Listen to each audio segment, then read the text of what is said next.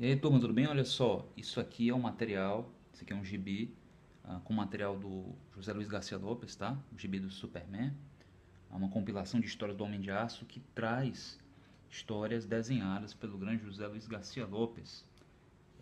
Esse volume é o seguinte, né? Que faz sequência a ele, salvo engano, resgatam todas as histórias do Superman, assinada por esse grande expoente do desenho, ah, especialmente no âmbito no segmento dos super-heróis, certo? O Garcia Lopes realmente se destaca por diferentes atributos, e é sobre esses atributos que eu gostaria de falar, como por exemplo a capacidade dele de trabalhar bem com escorços, tá certo? A anatomia, que as construções anatômicas que que o José Luiz Garcia Lopes aborda, tá certo?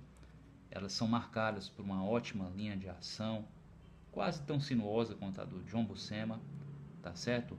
É marcada por proporções apolíneas, tá certo? Uma simetria de fazer inveja e escorços. O desenho da figura o desenho da figura humana em perspectivas muito, mas muito bem trabalhadas, críveis, certo? Sólidas, tá bom? Então é um trabalho que tem grande qualidade, muitos atributos, tá certo? Dentre eles esses que eu citei. Vocês podem ver aqui algumas páginas que evidenciam, né, tornam nítidas essas qualidades, tá bom? Esses atributos do grande José Luiz Garcia Lopes. As composições de página do Garcia traziam alguns dos conceitos, alguns dos elementos diagramáticos, alguns dos elementos composicionais, algumas das características composicionais, tá bom? Que marcaram o layout, né? O que os layouts de páginas de quadrinho dos anos 70 tinham a oferecer de melhor. Claro que não é em toda página, não é toda página que permite que ele utilize recursos como a sangria, né? Ele utilizava muito bem a sangria, tá certo? Para não só fazer o personagem transcender a quarta parede, né? Quebrar a quarta parede. Essa expressão ela tá até um pouco desgastada, né? As pessoas têm usado muito. Mas bem, o recurso proporciona não só isso, né? A sangria do quadro pelo personagem proporciona não só isso, como proporciona também um certo destaque, né, para o desenho da figura, né, obviamente. E isso ele sabia fazer muito bem. Eu peço que vocês atentem também para a quantidade de detalhes com as quais ele trabalha, né? Vocês podem perceber que há bastante espaço para os elementos principais respirarem, né? Para os personagens respirarem, há espaço suficiente para que o personagem respire dentro do quadro, tá certo? Existe uma quantidade de detalhamento necessária para a ambientação, né? O cenário é detalhado bastante apenas para construir, né, uma boa ambientação, para resultar em uma ambientação imersiva, tá certo? Que capte o observador, tá bom? Enfim, o trabalho do Garcia Lopes é, no mínimo, competentíssimo, é isso? Aí vale a pena também atentar para as fisionomias, né? Que ele desenhava, que eram fisionomias, fisionomias que se tornaram clássicas, né? Eram comuns ao desenho publicitário e ao desenho de quadrinhos, ali de meados do século XX, né? Ele desenhava rostos de tipos ideais, né? Rostos simétricos, né? Rostos com os terços, né, do rosto muito bem equilibrado. Quem conhece um pouco de anatomia sabe o que eu quero dizer, com os terços do rosto, os terços da face, né? Ele trabalhava os terços de forma muito equilibrada, as têmporas eram planas, enfim, os rostos eram muito certinhos, muito quadradinhos, queixinho muito quadradinho, tudo dentro de um padrão de beleza da época, né? Que saltava aos olhos nas páginas de quadrinhos, nas peças publicitárias, tá bom? Olha só, gente, então esse conjunto de características, as proporções, relações de altura e largura dos corpos, os escorços, as linhas de ação, né, as poses que ele utilizava, todos esses elementos eram equilibrados com muita harmonia, né? O trabalho dele é muito reconhecido, muito benquisto, tá bom? Ele realmente se destaca de muitas formas diferentes, tá bom? Olha só, sangrias, né? Saltando aos olhos. Vocês estão tendo uma boa visualização, estão enxergando direitinho. Gente, ó, não vou passar aqui todas as páginas do gibi, até porque não é nem o objetivo do vídeo. O objetivo do vídeo é comentar com vocês algumas das características que tornam o Garcia tão importante, o trabalho dele tão interessante, né? O modo como ele constrói os percursos de leitura, como ele alinha os diferentes elementos da página para favorecer o percurso de leitura, né? Um recurso básico das HQs, mas que poucos autores utilizam realmente bem, né? Não é todo autor que sabe utilizar isso aqui realmente bem, tá bom? Olha só a quantidade de elementos dessa composição, né? Uma composição muito bem povoada, né? Com diversidade de elementos, vários personagens em poses diferentes, em ângulos e planos diferentes.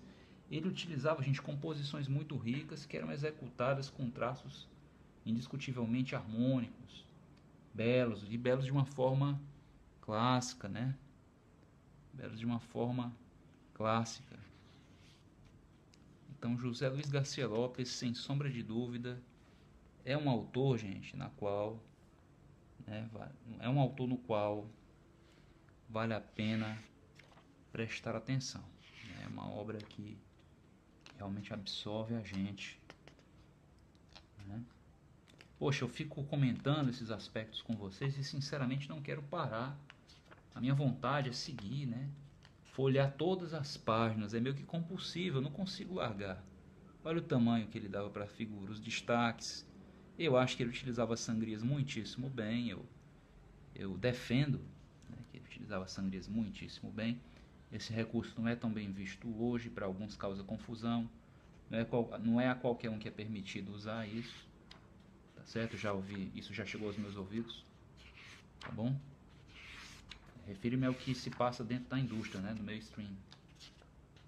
Então, gente, ó, não é qualquer autor. Deixa eu passar aqui, chegar nessa história aqui, nessa última história, mostrar para vocês algumas das páginas dela, porque ela, além de ter o melhor roteiro aqui desse volume, é uma história que eu acho particularmente muito bem desenhada, tá certo? Muito bem desenhada.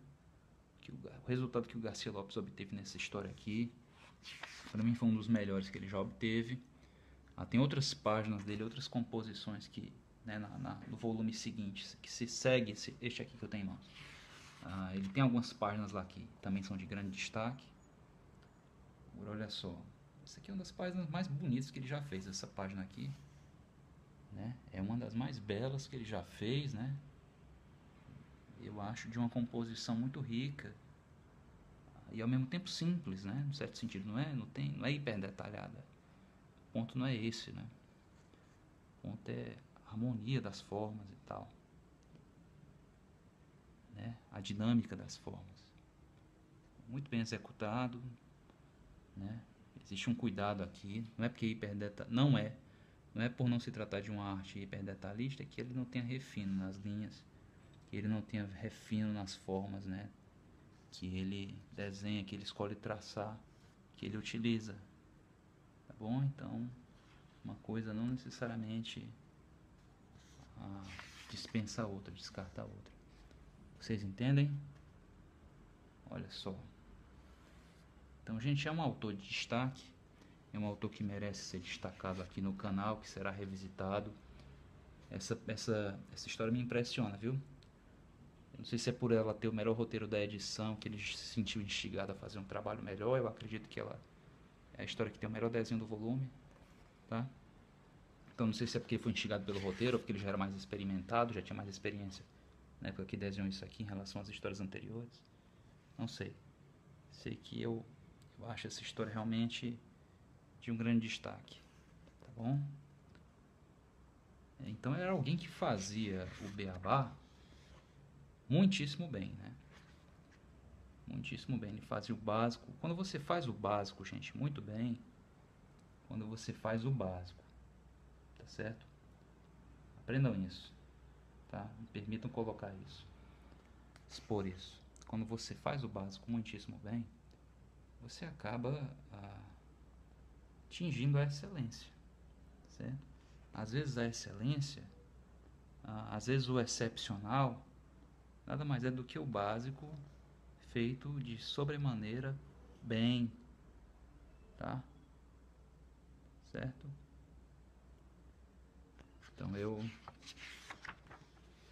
me orgulho de estar trazendo esse autor aqui para o conhecimento daqueles que eu ignorava até então. E me alegro também de estar compartilhando essas referências com quem já as conhece, com quem já as tem, que é sempre motivo de alegria rever um trabalho tão bem executado, né?